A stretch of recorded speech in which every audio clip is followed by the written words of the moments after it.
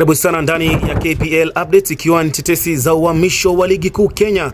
Tukianza na mabingwa wa ligi kuu Kenya msimu uliopita, Kogalo ni rasmi wamemwachilia mchezaji bora wa msimu uliopita MVP Enoch Morrison, raia wa Ghana, ambaye amejiunga na Al Merrek nchini Sudan.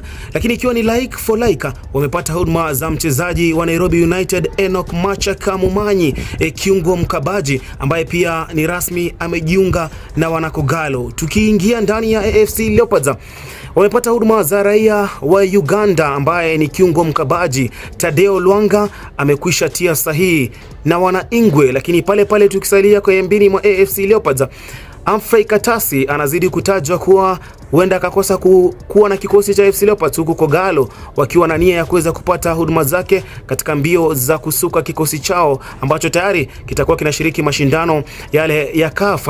Kambini mwa KCB, Nation Alembi ambaye ni nahodha wa KCB beki anawindwa na Murang'a Seal, wakati ambapo Murang'a Seal wapo na nia ya kuweza kusuka kikosi kizuri ambacho kitakuwa na ushindani mkubwa ndani ya ligi kuu msimu unaokuja. Clyde Senaj ambaye pia amekuwa na KCB anadaiwa kuwa klabu kutoka nchini Zambia zinatafuta huduma zake. Tukiingia kambini mwa Shabana FC, tumzungumzie mshambuliaji wa timu ya Soy United Alfred Rototolo ambaye alifunga magoli 12 ndani ya ligi ya NSL. Mshambuliaji huyo anadaiwa kuwa huduma zake zinatafutwa sana na Shabana FC.